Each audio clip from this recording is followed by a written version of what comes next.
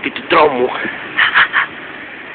Πάμε για άλλη μια φορά να δούμε το φάντασμα που υπάρχει μέσα σε αυτό το σπίτι. Ω, φίλε. Καλό σκοτάδι, Ω, τι αυτό που κρύβεται. Να το. Ω, φίλε, δεν πάω εκεί κοντά, που ξέρεις τι κάνει.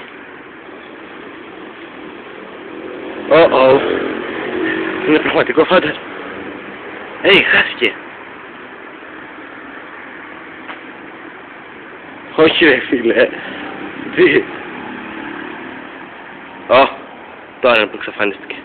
Ωραία. Πάμε να τσεκάρω μπας από εκεί. Είναι μια πόρτα κρυμμένη μέσα.